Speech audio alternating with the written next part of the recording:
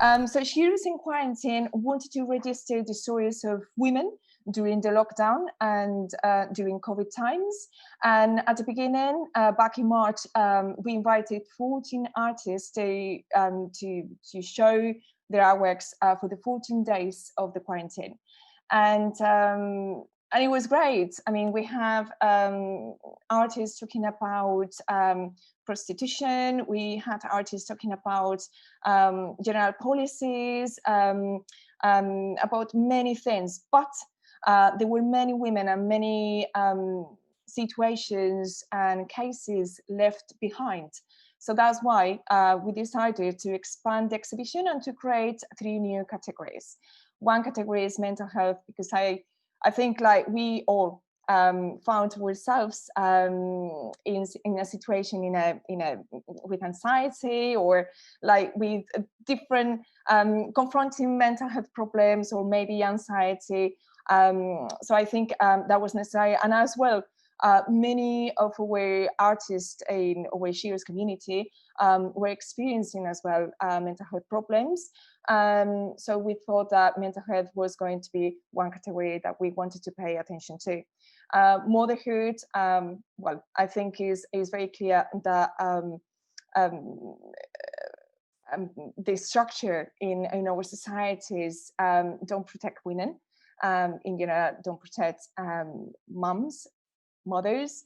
And I think during COVID times, I think this group, this sector of our society, was more vulnerable than ever. We'll explain later on why. And then women of color as well wanted to support women of color during COVID times. So that's why we decided, and this time we invited 15 artists, 5 for each category. And yeah, so we're very happy. Just to let you know that for us, we're not a gallery, we are not an arts institution.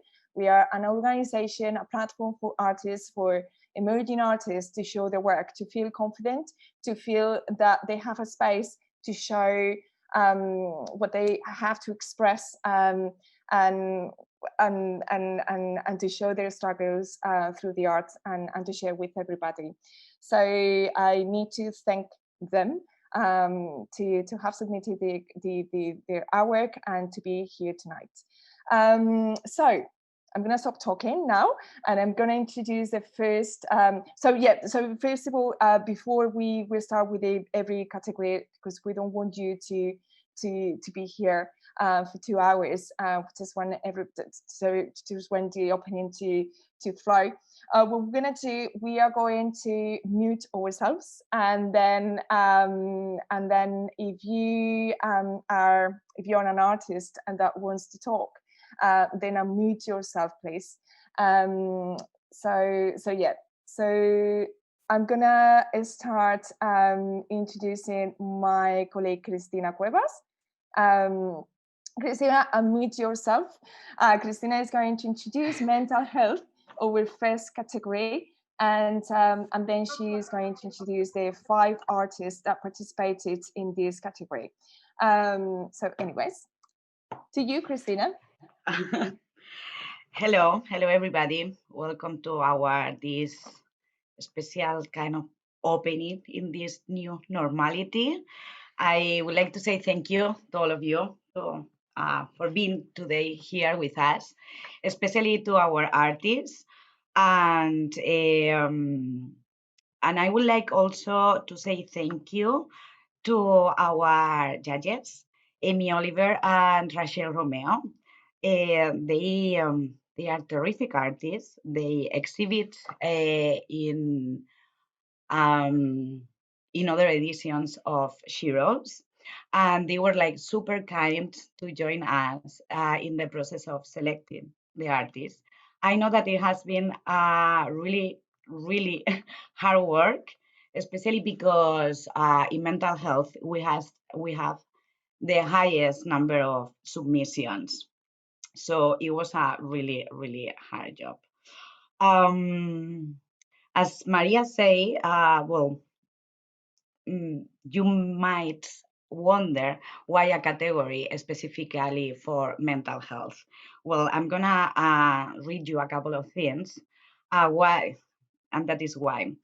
Significantly more women than men are experiencing problems with their mental health as a result of the COVID-19 pandemic.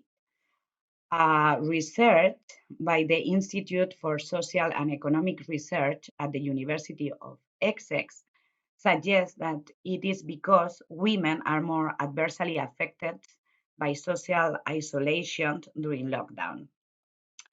The study reveals that the proportion of people who are reporting that they are experiencing at least one severe underlying mental health problem has increased among both genders. Among men, it has risen from 7% of men before pandemic to 18th after it. However, for women, it has risen from 11% to 27%. Economic factors have been the key, but also another greater demandings like childcare or domestic work that always are in the shoulder of women.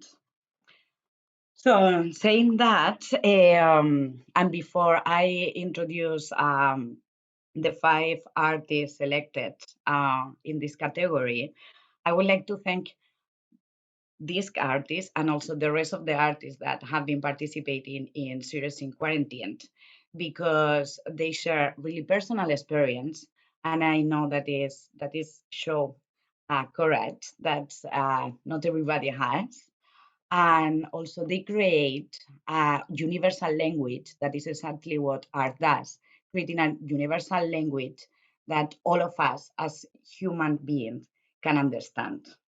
So I'm not gonna talk so much. And we are gonna go with our first, let me introduce you our first artist, Laura Greenway, that she present a piece called Whip It Out. I see Laura here.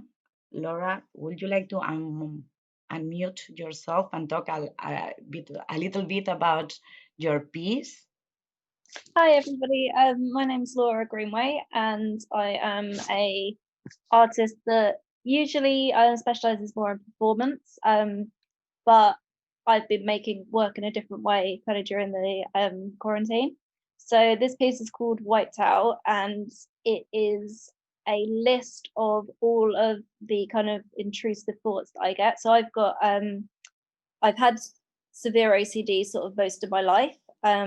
Obviously, a global pandemic is one of to have contamination based OCD is kind of one of the worst things that could happen. Unfortunately, it's always been whenever I hear about illnesses or diseases in other countries, I always get really scared that this was going to happen. So for it to actually happen was really affected my OCD and made my mental health a lot worse. As a symptom of OCD, I get intrusive thoughts. Most of my thoughts start with what if, so questions like, what if I get the illness? What if I pass the illness on to somebody else?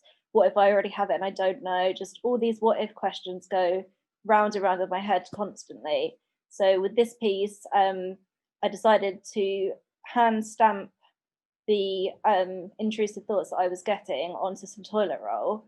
And the reason I did it with hand stamping is because as I said, I'm usually a performance artist, so I wanted to still have that performative element. So even though it wasn't something somebody could watch, it felt very performative to sit for hours stamping these letters because it took a really long time to do them all. And I wanted to do it on a toilet roll because of kind of the so I had a little bit of humour in there because of the obviously the toilet roll shortage that we were experiencing to begin with, but also because my worries centre around using the bathroom and things like that as well. So it kind of all tied in like that. Thank you so much for sharing, Laura. Thank you so much. It's a great. Well, before I forget, I also would like to remind you that you are more than welcome is to visit this online exhibition that is probably one of the best thing of online exhibition, that you can come back every time that you wanted. Invite as many people as you want, and please don't forget to read the blog of the artist, and also visit their social media and their website, because what we are exhibiting here is just a small part of the amount of amazing artwork that they are creating. So thank you so much. Our next artist in this category is Paola Paredes. She's presenting today is Heart. I saw Paola around here. Please, Paola. I'm here. Hi. So Paola is going to talk to us about her piece. Well, thank you first, Christina, Maria, and I see Priscilla. It's been a pleasure for me to finally see you face to face, because we've been emailing for quite some time. So my experience with COVID and mental health has been quite unique. I struggle with depression, anxiety, and I've been diagnosed many things in my experience with this: bipolar disorder, but also depressive anxiety and obsessive disorder. So being locked down in quarantine for months, being alone wasn't easy. So what ended up happening to me is that I had a very strong mental breakdown, and I was hospitalized for 10 days. And then I started a new doses of psychiatric medication. So for anybody who's ever had this experience, when you're on new meds, it can be really hard. And then 10 days later, after I left the hospital, I caught COVID. So it was like a cocktail of bad news. So what was really hard about having COVID is I was having also a lot of anxiety attacks at the time, because I had to self-quarantine by myself. So during those days, I had symptoms that were very similar between COVID and anxiety, because they can be like the same, which is pressure in your chest, pain in your chest, shortness of breath.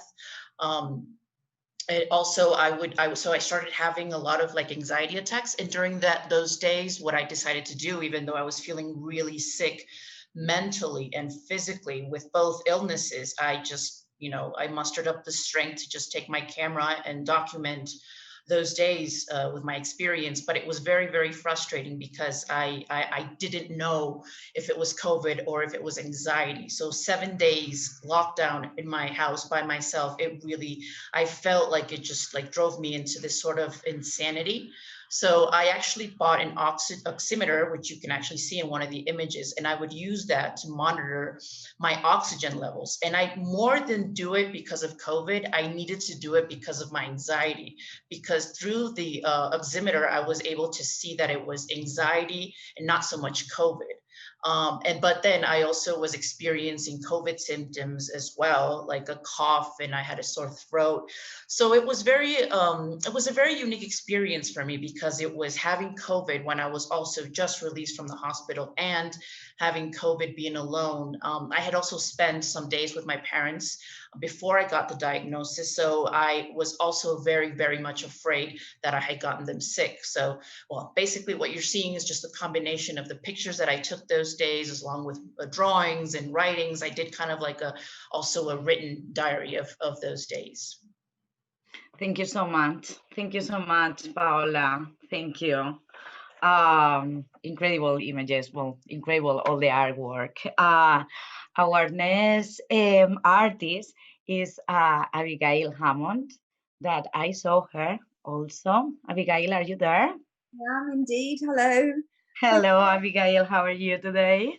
I'm very happy because this exhibition is happening, and I can't thank you all enough for giving us an opportunity to still feel like we're contributing. Thank you to you. Would you like to share a little bit about your piece? So, I make work about the experience of menopause, because that's my experience right now. And for me, making work, which is mostly sculptural, there's some performance and installation work, but the pieces I make are taken from casts and molds taken from my own body. And as the work's progressed, I've gone into distorting the silicon molds, rather than it being just a replication of the body as it was cast, actually distorting them to add other layers of meaning. And I'd actually planned this piece of work before lockdown, and it was going to be called Motherhood. And then lockdown happened, and it was still on my mind to do it, but I wasn't able to. My ability to be creative was just gone. But I kept thinking, well, when I do make it, it'll be called COVID Head. And then by the time I got around to making it, which was because the deadline for this call out was coming, and deadlines are wonderful things when you're lost. So by the time it got made, it was just called Head Fucked. Because basically, you know, when you're in menopause, for those of us that suffer with it quite severely, our hormones are turning our brains into mushy, horrible, messy head, lots of horrible thoughts and bad dreams. Also, obviously, all the hot flushes and the other physical things, but anxiety. So all those symptoms that were going on already were just exacerbated by lockdown, as we know, for everyone, whatever you struggle with. The whole situation with COVID and the fear that the other artists have talked about is just heightened. But so I'm so glad, and again grateful to Sheroes to push me into getting it made, because for me, making my work is my way of coping with my symptoms. I run workshops and do pop-up exhibitions. It's all about having dialogue with other women. So that was all taken away. So yeah, so this is COVID Motherhood, basically. Thank you so much, Abigail. Really wise words about sharing, and that is one of the things that probably all of us are missing the most. Yes. Sharing, Network. all of us. So I would like to introduce the next artist that is Insuk On with Come to Ed. I saw Insuk also. Insuk, would you like to unmute yourself and talk about your piece a little bit? Yeah. Many people. Yeah. I'm very, Hello, Insuk. Welcome. very hard to speak. Very hard to explain about my work in English. Yeah. Anyway. Yeah. Many people say that after COVID-19, mental health problem are caused. But I've already had a bad mental health long before. So yeah, I've got some very bad memory in beginning this year, and then after then it's come the COVID pandemic, and I've got very struggle. Very hard. Anyway, Don't worry. I think your artwork is so powerful as the rest of the artworks that it talks by itself, talking about the struggling and the feeling of loss and the feeling of being in this kind of like not unwell world. Anyway, Thank you so much, Insuk. Thank you so much. And now let me introduce you our last artist in this category is Elise Mendel with In the Dark, fantastic painting. Elise, I think I saw you also around here. Would you like to talk? Here. Hi. Hi. Hi. Thank you so much, everyone. So tonight is a really perfect example of what I'm struggling with, which is looking after everyone else and not having enough time for myself. So I'm actually sitting in the car, having just picked up one of my kids from one of their activities. So trying to fit everything in and juggling, which I'm sure we all do on a daily basis, but even more so during COVID. So my experience was, during the lockdown, I really pushed myself and tried to paint as much as possible, more as a sort of meditation and escape rather than anything creative. It was more to keep me, mentally well and trying to, have 5 minutes to myself and in my own thoughts, away from all the sort of busyness of my house and my work and my kids and everybody being at home at the same time. So I painted this piece, and usually my pieces are much brighter. They're more hopeful. They're sort of always capturing a moment in time. But usually you can see the person's face. I do a lot of portraits. I also do figures. So when the person's face is head on, you can usually see their expression. And part of what I do when I'm painting is to try and capture that through expressive brush strokes and very loose marks. But what ended up happening with this piece is I didn't want to give her a face, because I felt as though we're all sort of, because we were in lockdown, we were in a sense faceless, and hiding behind this identity and not being able to almost escape ourselves. But with darkness comes hope, and I think that the greenery and the plants in the painting sort of represent that feeling of hopefulness, and that the other side, that life does go on, and there's hope on the other side of the darkness. And I hope I captured that in my painting. So Yes, I think you totally do. well, thank you. Thank you so much. Thanks so much. Really. Thank you so much. So those are the artists for mental health category. I would like to invite you. Well, don't forget a couple of things. Most of the artworks is for sale, and also my colleague Visila is gonna explain you a little bit later about the Sheroes prize. So don't forget to vote.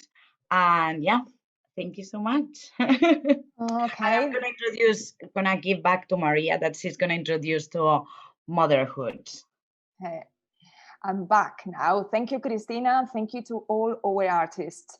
I think like what we do at Lawn Art and with Sheroes project is to make sure that we represent different artists with different conversations, right? I think it was very interesting to talk to hear from Abigail her experience with menopause and how she felt during lockdown, having these symptoms of menopause, and Paola as well, Paola's stories, and all the artists really, I think is very interesting.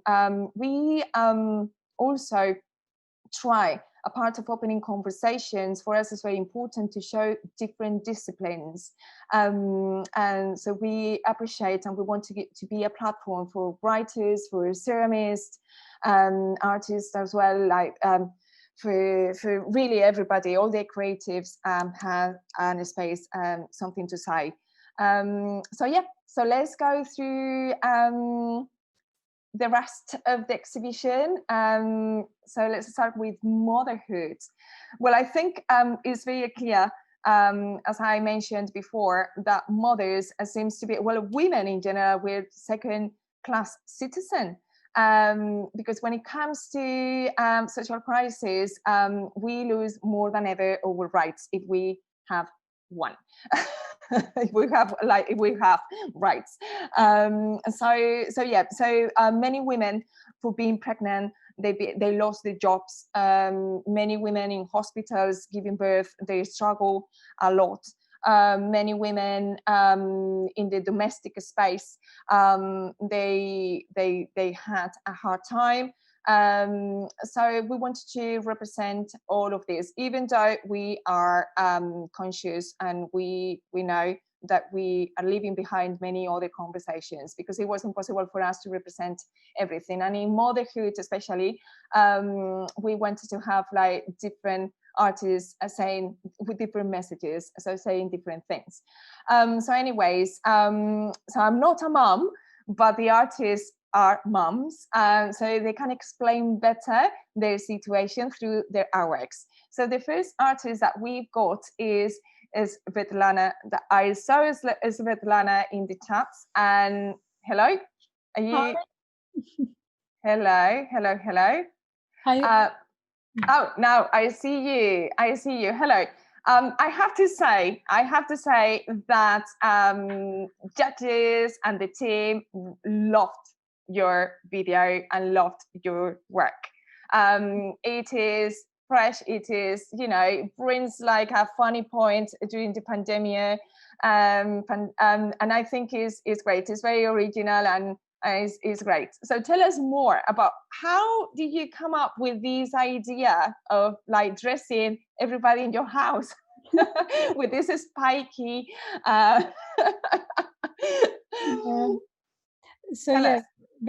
so first I would like to thanks for this great opportunity for showing my work. And I like it. Hello.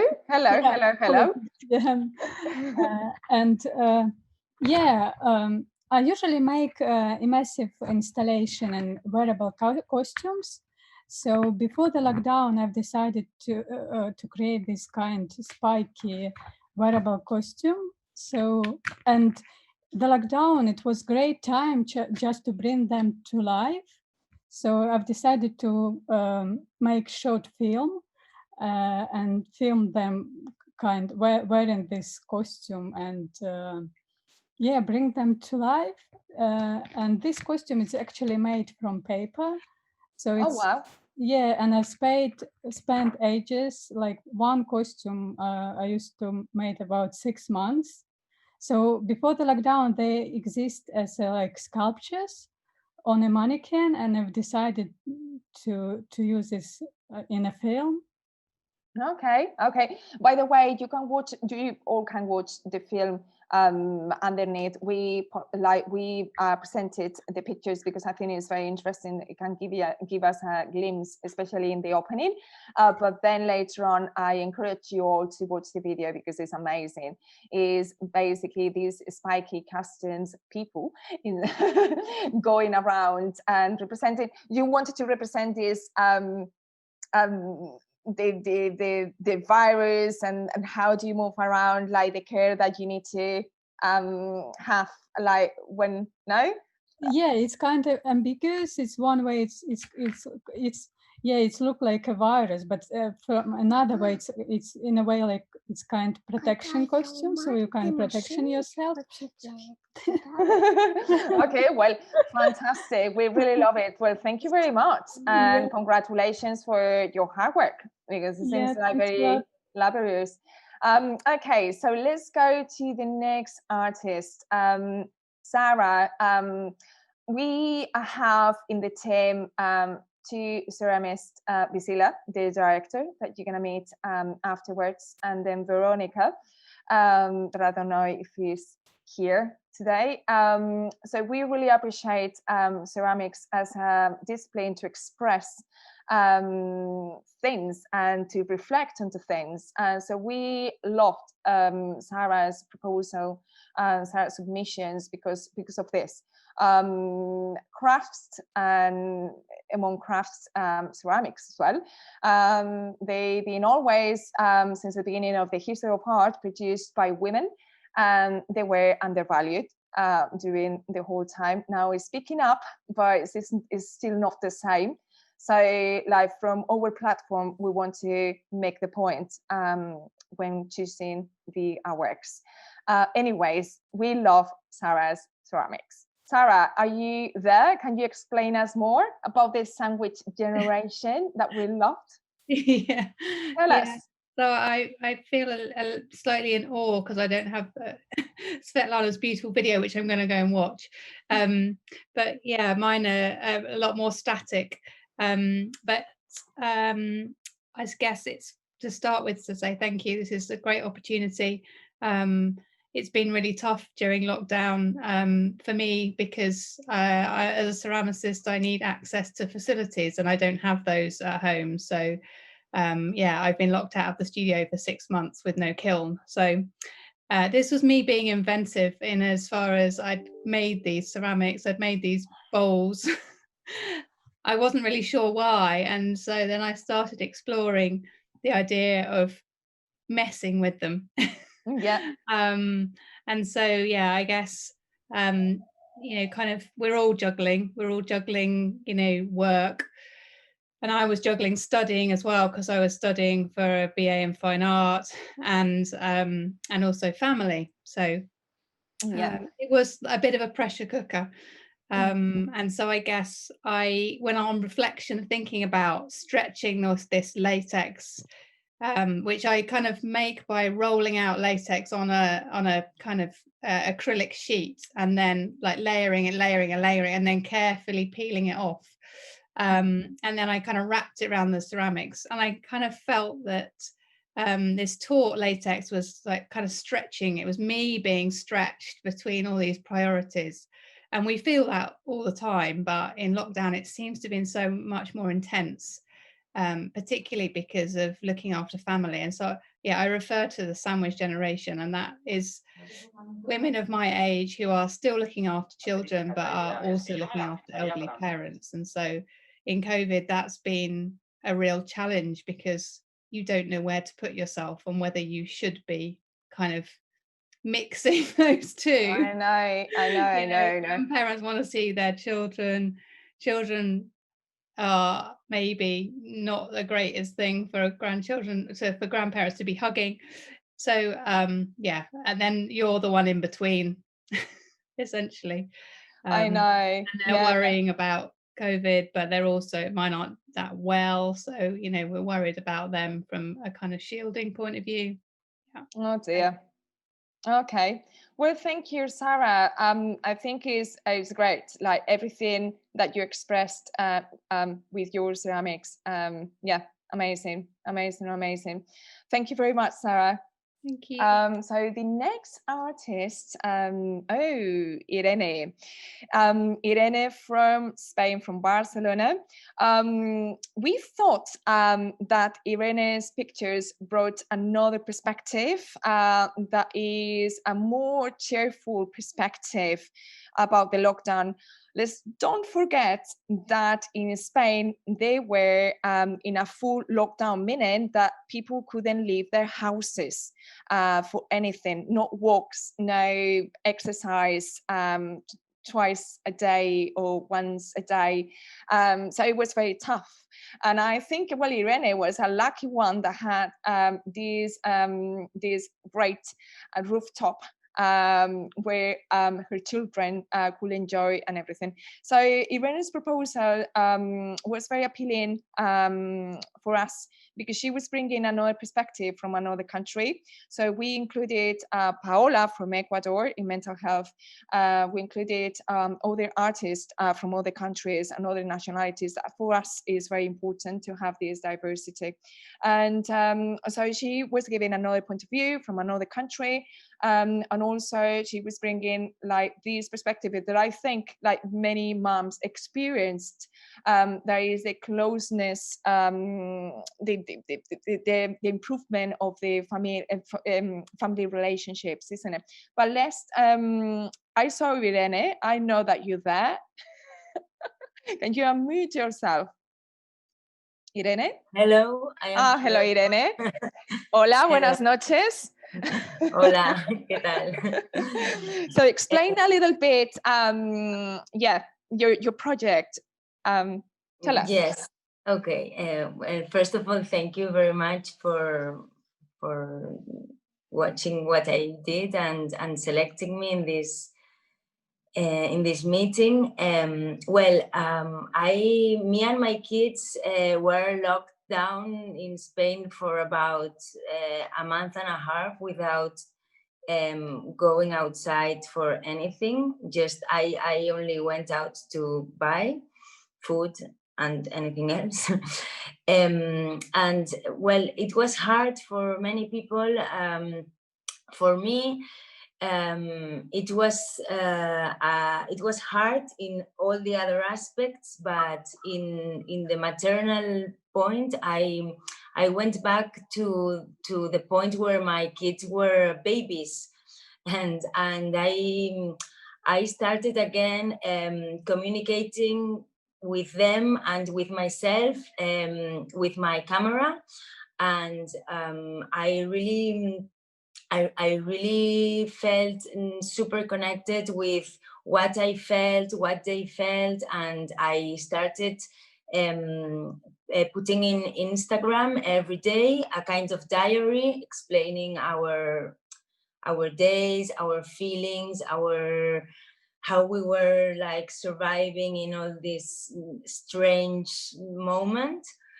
And when you talked about rights of women before, I thought during this lockdown, it's very contradicting, but I felt again I had the right of having time for my kids, and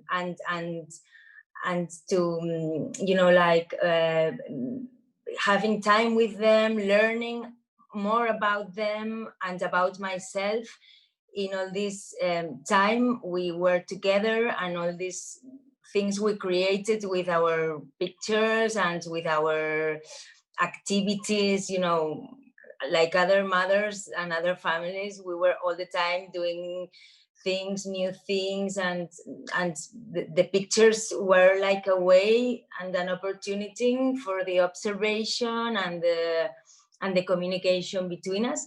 And it was really nice experience to post it in Instagram with my stories and my diaries, and having all the feedback with other families, other mothers, most of them, some fathers also. And I think we had like a strange but happy time with all this community I created and with my kids. And that was, I think it was the good part of all this rare situation. Yeah. And that's what my pictures talk about, and my diaries, and all the stuff I show here. Yeah. Completely agree. So thank you. And for the rest of the attendants, you can watch her story in 1 minute. So we put in a video all the stories from her Instagram.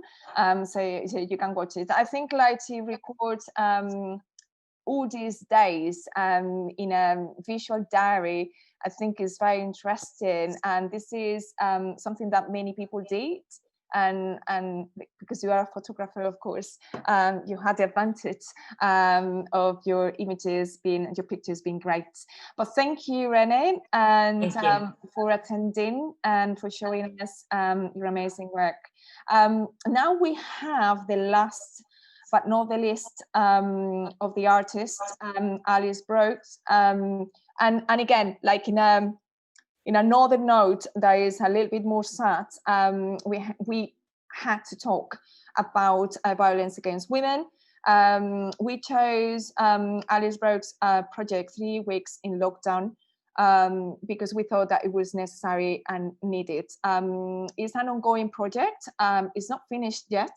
But once Alice finishes, she will send it to us, and we will present it on the website. But her project, I think, if Alice is here, I'm not sure if I saw Alice. She registered, but I don't know if she is in the room. No. I think she is. Yeah. Shall we look for her? Maybe. No. There we go. Sorry, I couldn't unmute myself for some reason. That's why I was waving. I was like, I am here. Okay, well, Alice, hello. How are you? I was about to explain your project, but I think you can do it better than me. Tell us. It's an amazing project that we wanted to give visibility. So tell us a little bit about it. Well, it was during the start of lockdown. Obviously, there was all these, awful media on the news, and everything was just talking about, women that kept being murdered through domestic violence, and I was sort of looking at these numbers going up, and the first 3 weeks there was 16, 2 of them were young children, only aged 2 and 4, killed by their father. And it was just this sort of numbers just going up. And then what I noticed that when the initial 3 weeks had finished, you know, they'd been recorded, these 3 weeks of lockdown, 16 women had been murdered. And then it sort of stopped. It was like, you know, wow, we've had this big sensational news, but we're not going to keep talking about it. We're not going to address it. We're not going to do anything about it. It was almost like, you know, these women's lives were sort of for the sake of COVID. It was like, you know, newsworthy for the first 3 weeks of COVID. So when the initial lockdown finished, I decided to go around the country to visit the locations all very nearby where these women had been murdered from male violence.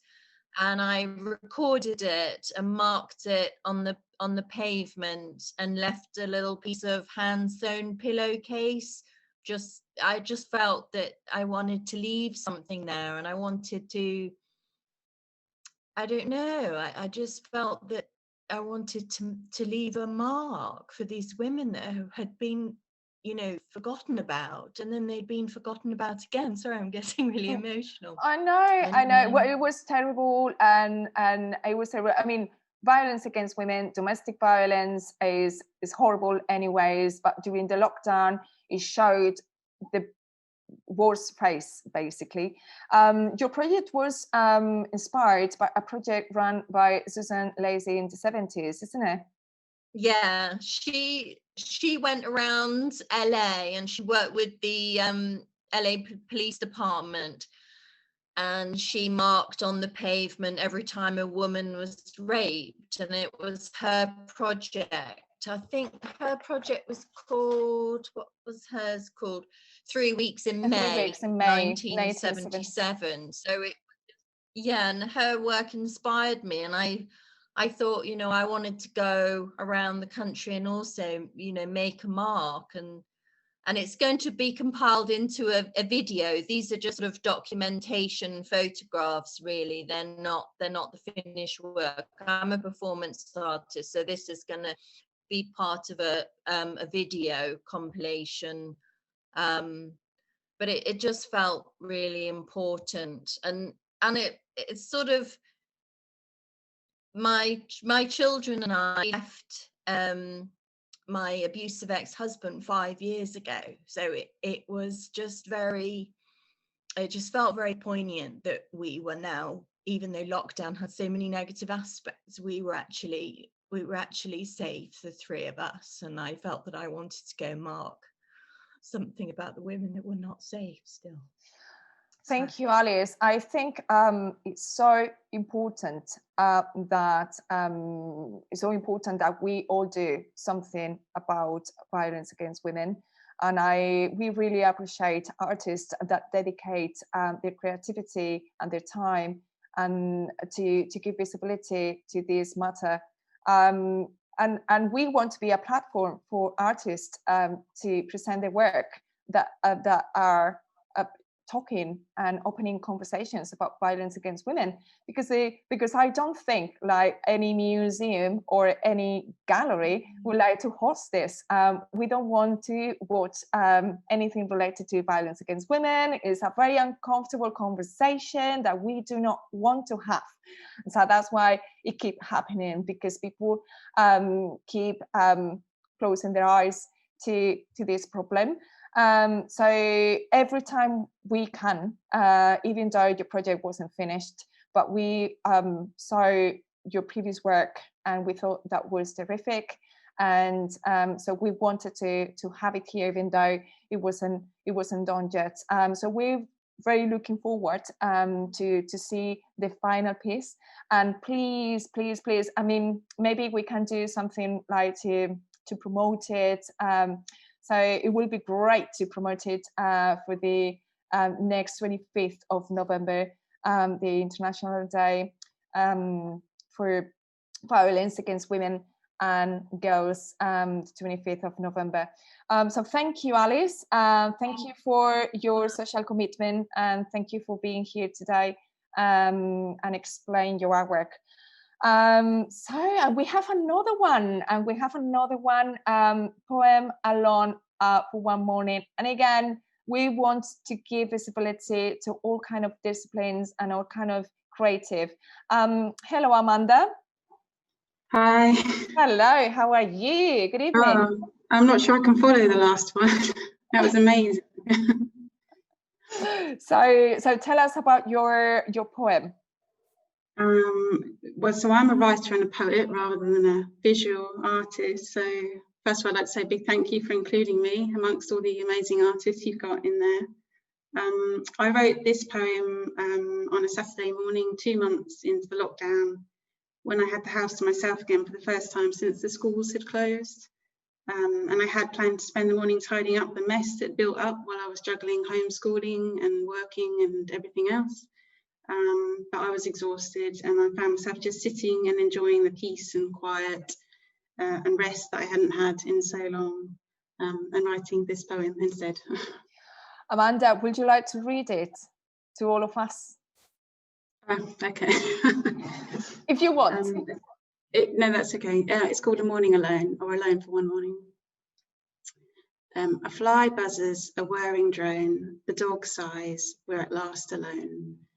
For one short morning, the house is mine, a quiet fort of my own design. The wind rallies, a car door shuts, pigeons call and sparrows fuss.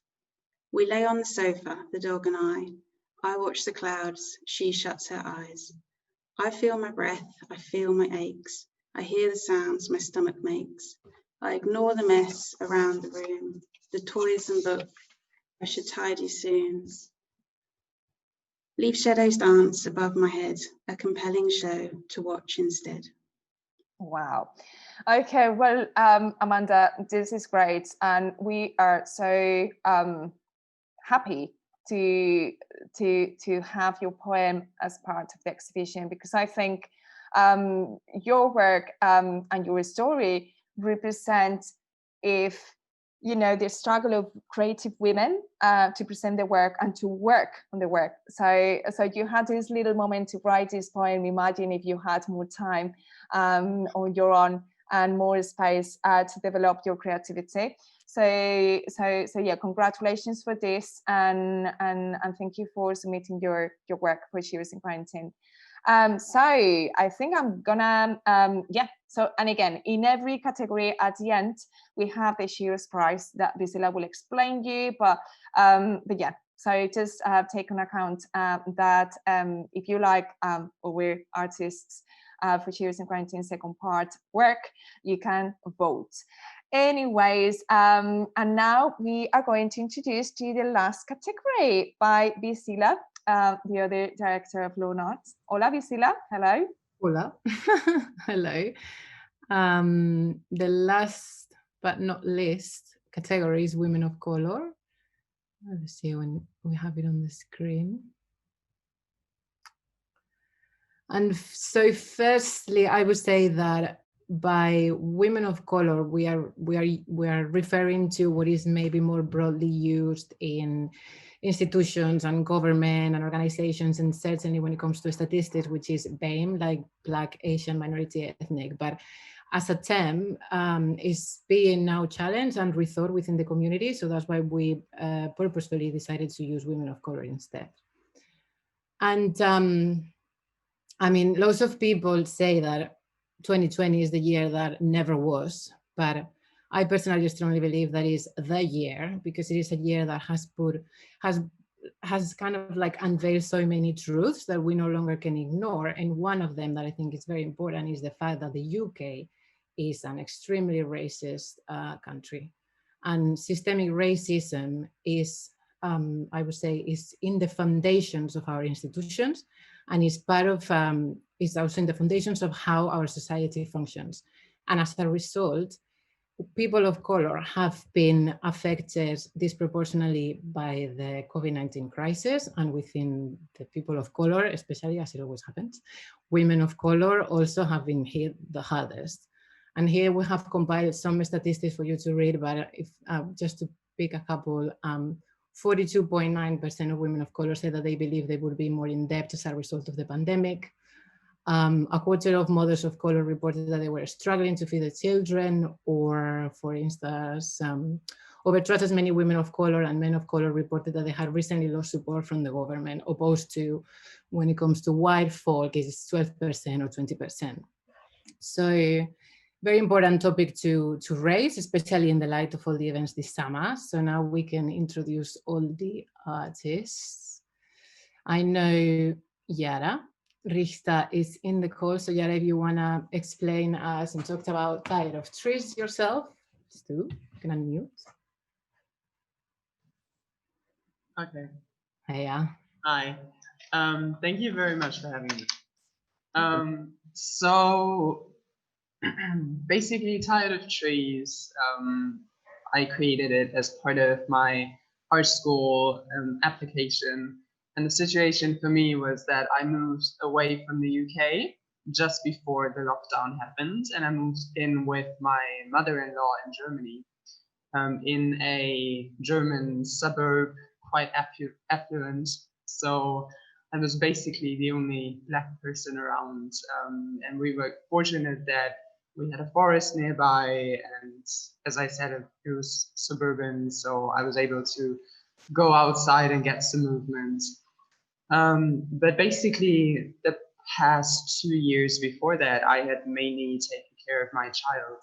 And so for me, my experience of the quarantine time was one where, for the first time in a very long time, I had the support of someone else in taking care of my child. So I actually, during the lockdown, experienced situations where I was able to go and breathe for what felt like the first time in years. So yeah, I guess I would say that I experienced the lockdown somewhat hopefully, because obviously there were a lot of reflections and a lot of time for introspection. But in general, for me, finding that connection with nature that as Black people in white society it's quite difficult for us to get those connections, because oftentimes we're restricted to urban areas. So finding that connection, finding time for myself apart from my role as a mother was incredibly helpful and incredibly valuable. And it gave me the space to be a bit more constructive. And so the video is basically me asking questions, but also making statements and trying to take part in a public conversation that often tries to erase my point of view and take my voice away from me. Oh, thank you. I'll invite everyone to watch it, because I find when going through the submissions, I remember watching it thinking that it was in a very clever in the way that you've kind of like compiled these reflections, and I don't know, like really fresh, kind of fun at the same time. So I really, really love it. Thank you, Yara. Thank you. And if anyone has feedback, I'd really value to hear your thoughts about the video. So thank you. Great. So scrolling down, we've got Anjan, who I think also is in the call. So Anjan. Yes, I'm here. Hi. Hi, I'm sorry, I can't. Ask about Tea of Ottawa. Yes. Wait, hold on, sorry.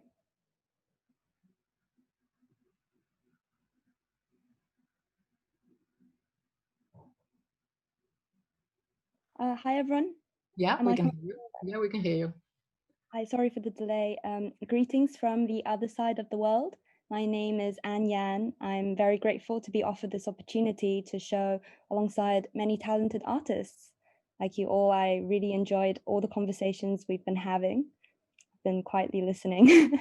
My sculptures derived from a series of experiments I did whilst I learned how to cook recipes passed down from women in my family, including those who have passed and those who are always waiting for children to return to my hometown in Beijing, which is a constant reminder of my legacy since I come from a Chinese immigrant background in the UK. the china plates and other components to those sculptures are usually deemed as being tacky by mainstream Chinese media, but those who call it a so-called tackiness and those objects that don't harmonize with modern day aestheticism that builds a bond between me and the authenticity of a culture I was sadly stripped away from at a young age, which I still miss very much. I don't mean to make those works in memory to my memories, but to acknowledge parts of a wider issue faced by more females of color like me who grew up in an environment with a tendency of being westernized, if that makes sense. Yeah. Yeah, And that's so you chose the tea because also you wanted to reflect about the history of colonialism, colonialism in Western societies, I think you say, and how, if I understood it correctly, how in Britain it has been assimilated as like something that is British, and how the way people here relate to it has affected the way Chinese immigrants relate to it as well. So can you explain a little bit more about that? Because I find it personally very interesting, like how that relationship between Chinese immigrants and tea has changed because of the way Britain has taken over tea, if that makes sense. Yes, actually, I've only taken notice of that quite recently, in the past 3 or 4 years or so, when I noticed how the way my mother and a few of her other friends actually do enjoy drinking tea from cups that are usually made in Europe rather than traditional teacups that comes from the East. And then I started to question why. You're drinking jasmine pearl green tea. Why does that have to be in a cup that's made in Italy, for example, rather than a nice porcelain from, the south of China? And then I realized it's because all her neighbors are actually white, and the way that they socialize is through drinking tea and sharing of desserts that they eat from different plates allocated to each guest, rather than sharing it in the way or in the fashion that usually Chinese people do, share from the same plate, and it goes around in a round table and everyone gets a bite. So it's a very different way of socializing, and through that, I think it's not just my family. I think it's a problem that's also not acknowledged so much by people who grew up in the UK, like British-born Chinese people or British-born Asians. They usually tend to want to fit in for the sake of fitting in, but also at the same time dismissing the traditional ways and, as I mentioned, the authenticity of a ceremonial kind of aspect. Yeah. Thanks for explaining that. If I'm making sense, I think I'm sounding really abstract. I'm so sorry. I'm thinking that from a ceramics history point of view is a really good example of the power of the empire, because the development of ceramics in Britain was pushed by porcelain and everything that came from China, and now how these things that were developed in Europe or in Britain come back to China and change the culture in China. So I think it's very, very, very interesting. Thank you, Anyan. Thank you so much. Next, we have Kelly Frank with Hope and Nayut. Hey. Hi, do you want to tell us a little bit more about Hope? Okay, yeah, sure. First of all, thank you so much for having me, and it's been really interesting to hear everyone's stories. My drawing is very, very different from any of the work I've ever made. I'm usually a portrait artist, and so during this COVID time, I've had to really rethink the way I've worked. And actually for me, it was a very radical change that I felt was just needed. I think sometimes as creatives, when we're in the pressure point or where there is like adversity, it often gives us opportunities to make new things and create in different ways. So although it was quite a difficult period to go through, whether it was, you know, mentally or even financially, or creatively, for me, it just helped me think in a different way. And I think that was something to kind of be grateful for. But for one of the first things that I was sort of thinking as I was watching things on the news was just this overload of information, from like the newspapers, from articles online, from watching, for the first time in my life, I've never watched the news so many times every day and checked the numbers and these kind of statistics. And part of that became quite overwhelming. And I think that's what sort of started this body of work. I began to collect these sort of images that I was watching on the news, either whether it was stills from videos or newspaper articles. I was reading so many articles online. And one of the key things that I started to sort of notice is that I was beginning to broaden my perspective of being able to look at different societies, different countries, different types of people who are dealing with this problem in a very different way. And so, you know, it became worldwide. I was looking at, you know, how it's affecting people in India, how it's affecting people in Africa, how it was affecting people in America, in South America. And part of that was very overwhelming, because I was collecting all of this quite like morbid information, quite a lot of heavy imagery of death and sometimes extreme poverty. And what I began doing is actually trying to sort of like come to some sense of this information by sort of layering drawings. So I started first by taking one piece of information, drawing it onto a piece of paper using charcoal, which is again a different material that I haven't really used before, and then rotating the canvas 90 degrees to draw another piece of work on top of it. And the idea is that you get this kind of different perspective, quite literally, because you're rotating the canvas 90 degrees. And then I would rotate it 90 degrees again and put another piece of information and again. And altogether, as I stepped back, it was like this kind of confusing idea of, you know, how this pandemic is affecting different people. Yeah, it was quite intense experience just to also create this work, because it was an overwhelming sense of, you know, the loss for others as well. And for me, being able to put myself in the shoes of someone else, it was that process.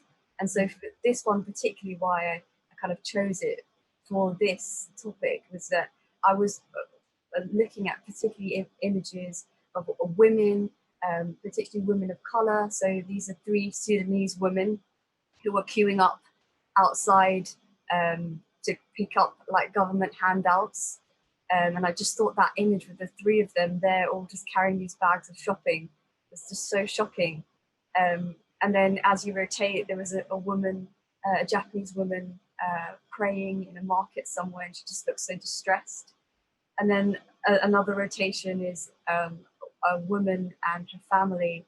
At some point in India, a lot of the immigrants had to go, had to travel by foot in order to go home, because none of them could go on transport.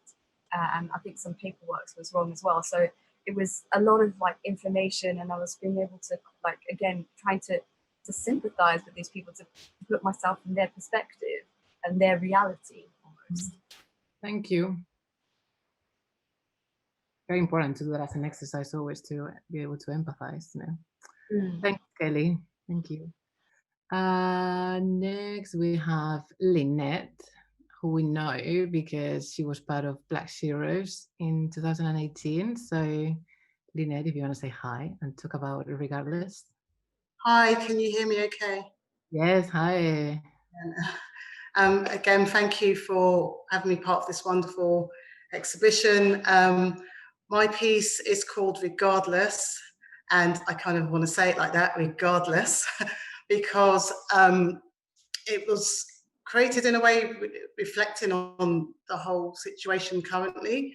I just felt for myself and many of my family members who were considered to be key workers that, you know, there's always this talk about returning back to normal or when people go back to work, and it was like a number of us who we just didn't stop, and we had to deal with all what was going on, and we still are with loss, with, you know, initially trying to queue up for basics because there wasn't that kind of recognition that if you were considered to be a key worker, that you didn't have the time to queue up for, you know, outside the supermarket if you're also supposed to be at work.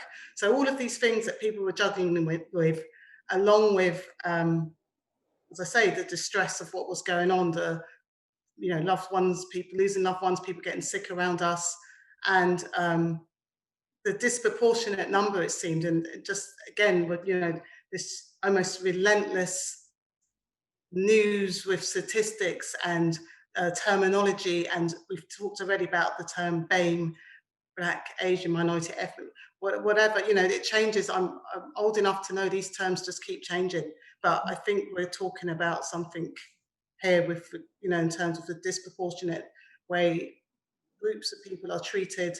And the title came to me because I was talking with one care worker literally at the height of the lockdown, and she was just saying, do you know what, all of this, it makes no difference to me. I'm on 0 hours, so that means if you don't go into work, you don't get paid. She said, I don't qualify for the furlough scheme. So it just felt, and I know, you know, everyone's got their own version, but the weather was really good, and it was people really enjoying sitting out in the parks and things, and the representation of the people in the parks, or the part of London that I was around, was not very reflective. It was really quite stark and interesting that the majority of people who perhaps were furloughed were white, and a lot of people who continued to work and were considered to be, again, it was just a perception, you know, but I don't know if that was the case. But she just said to me, that's how it feels, and I've got bills to pay. So regardless of what's going on, I still have to work. So that stayed with me. And I've also, in the piece, you'll see there's some collage words, and that's taken from the Economist magazine, which has a very different, you know, I was looking at the stories there, it's got global perspectives on what's going on. And it's almost like there's just, as I say, different parallel experiences happening for different groups. And what's happened now, I feel it's really shone a lens on it in terms of salaries, for example. You know, as I said, there was this talk about clapping the top right-hand side or left-hand side in the screen there. Yeah, it's just come up now. If you look, my style is calligraffiti, so I draw with words. And it says clap, clap, clap. We had this thing where each week people would come out and clap for the National Health Service workers. And that started off quite cool, but then it started to emerge, what about the carers? There were people in the care community who weren't being recognised. There were people who didn't have personal protective equipment to start with.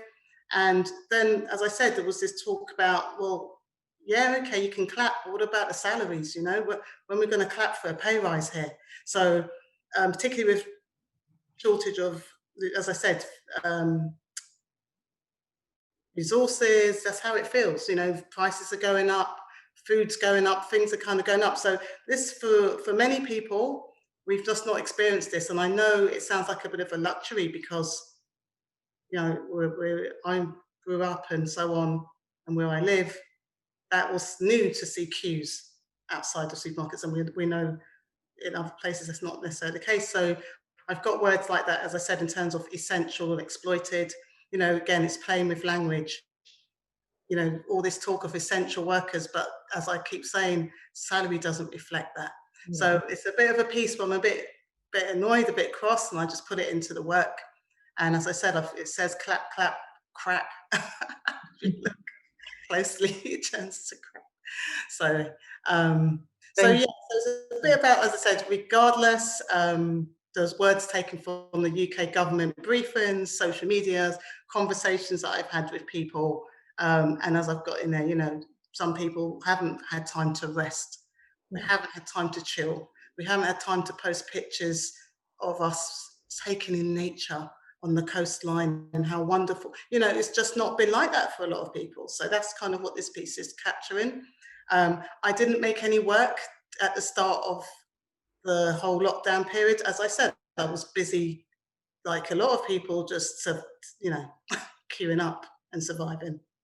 Thanks, Lynette. Thanks for sharing and to bring in that perspective. And also, we had a section in the first bit of Sheroes in Quarantine that was for carers, but it is true that all the statistics were clearly saying that yes, women were disproportionately, they are in the caring sector, but within women is also women like of color are also, the numbers are really high, and we hadn't had that voice. So thank you for your artwork.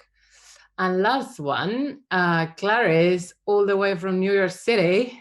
I know you're there.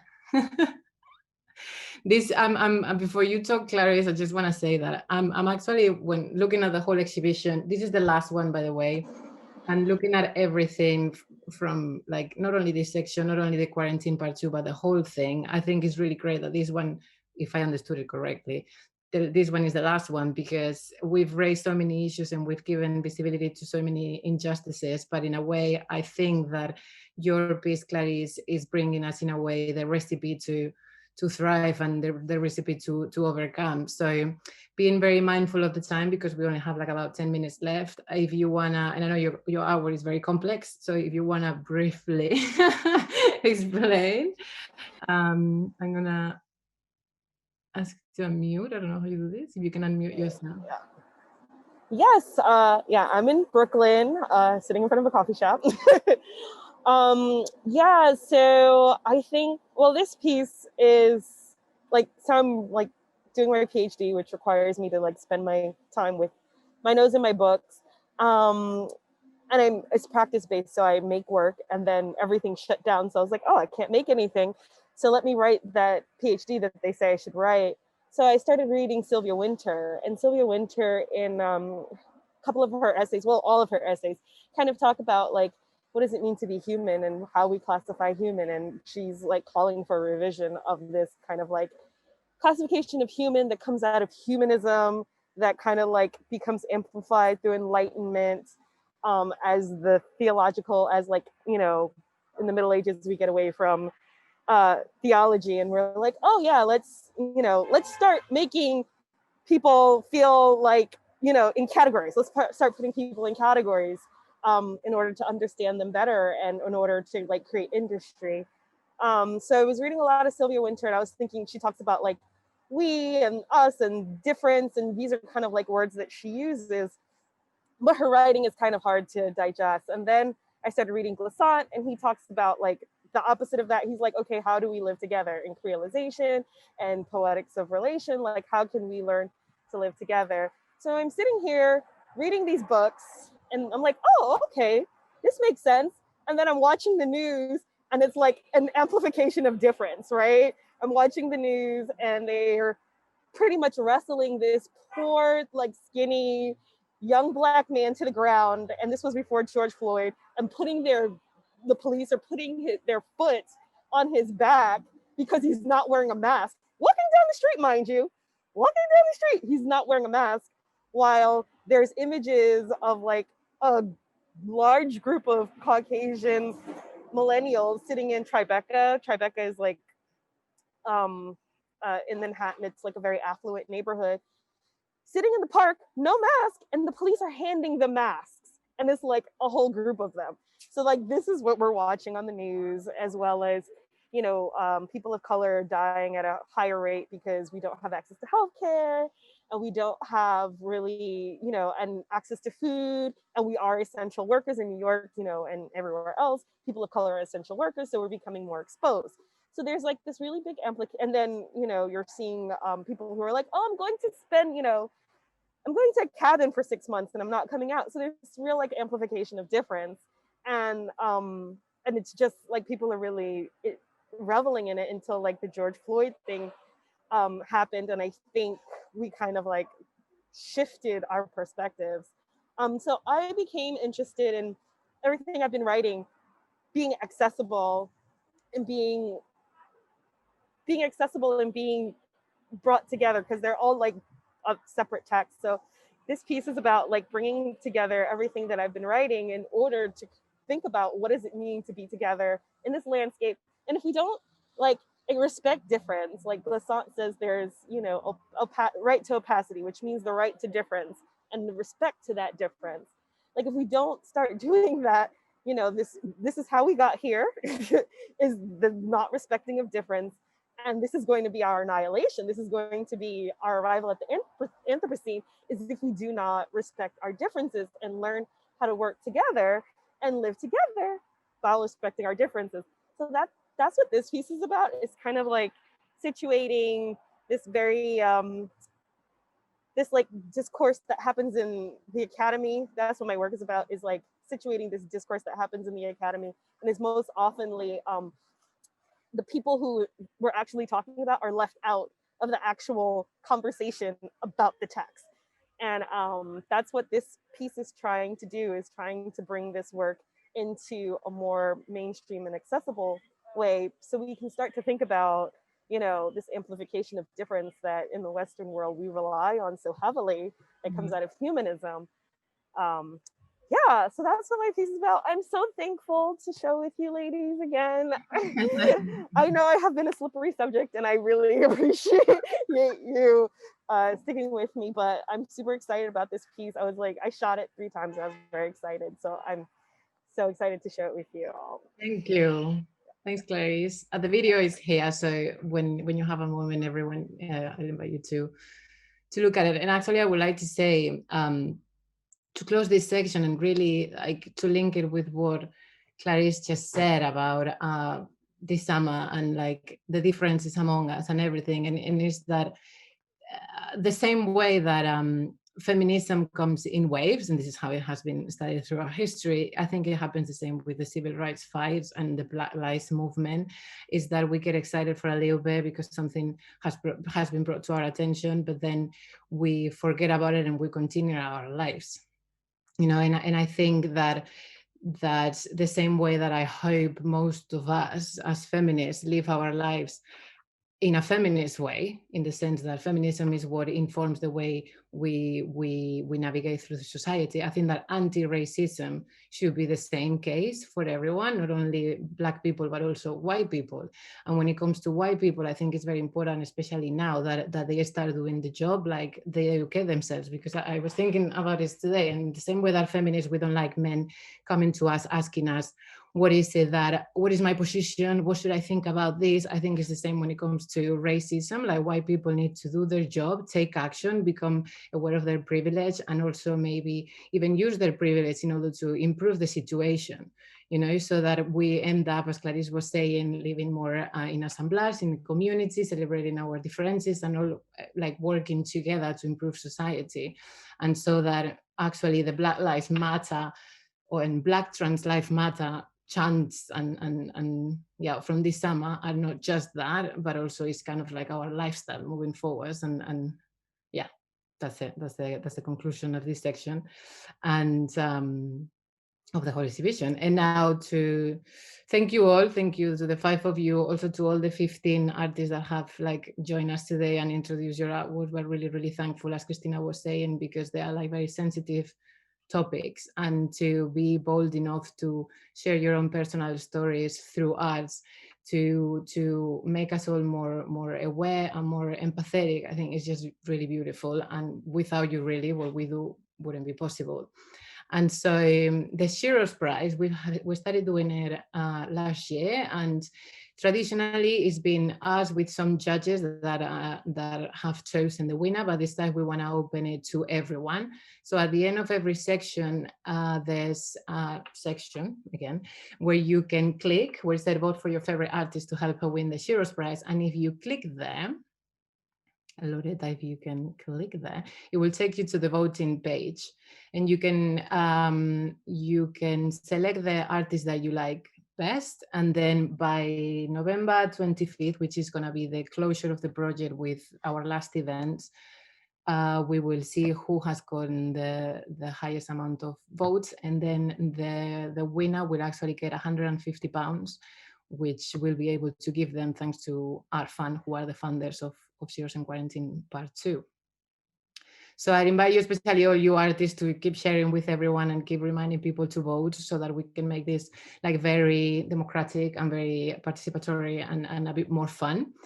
And also, as I just said, we got funding this time. Lore, if you can go to the homepage, please. We got funding from the Art Fund, and one thing that is very important actually is that we are being able to pay the artists. So all of you that are like part of it, you're going to receive some money. And also we are putting together 4 events. There's going to be 2 workshops and 2 talks. The first workshop, you can see them all at the end of the homepage, and they're all for free, but you need to book. Keep scrolling, Lore, until the bottom. You need to book in advance. So the first, we've got 2 workshops led by some of the artists. The first one is next week with Alison Lee, who was part of the Sheroes in Quarantine, the first part, and it's about creating a visual diary. And the second will be November 11th, sorry, and it will be with Jun Suk, who is, I think she is here today. And then when it comes to the talks, it's very important. I really want to reiterate that even though we are calling them talks, it's actually more like an opportunity for artists to get together and to share their own experiences. So the first one will be in November, on November the 4th.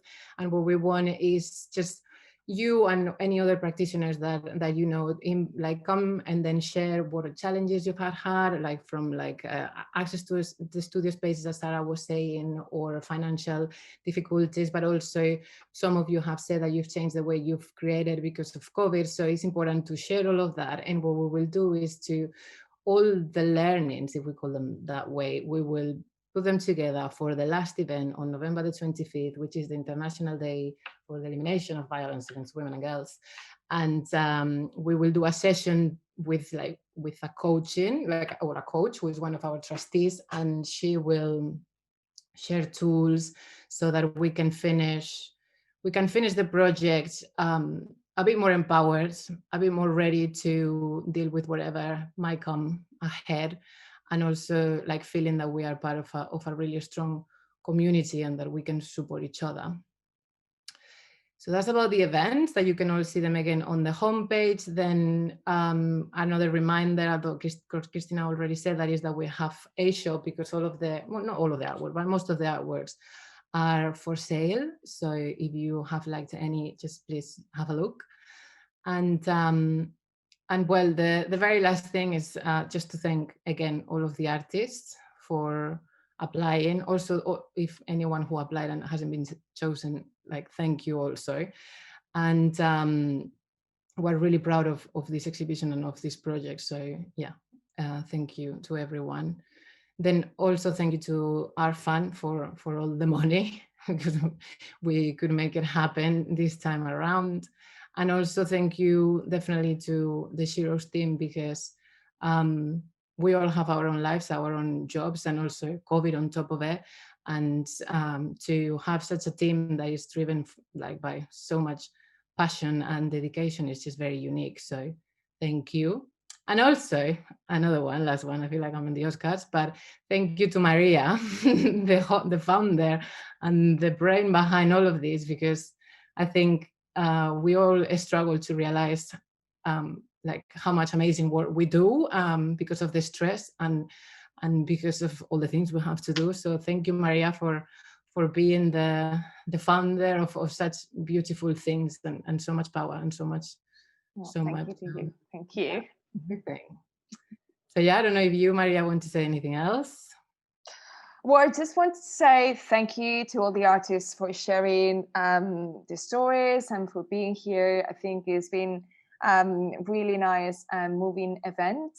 And I also, the reason why I want to thank you all is because when you work on projects, and I think we all know, and we all have this feeling, we think that, you know, is not reaching anyone, is not, it's not worth it. But then when these things happening, like that we're sharing all these stories, then everything makes sense, and it gives us more energy to keep going. So thank you very much for that. Yeah. So, and I hope you attend to the talks or to the workshops, and anyways, we will keep in touch with you. And that's it. And thank you. And I think we should all go for dinner, isn't it? And have rest before the weekend. So thank you very much to everybody. And yeah, check the website and the social media and everything. Thank you. Thank you. Okay. Thank you. Bye. Bye-bye. Bye. Bye-bye. Ciao.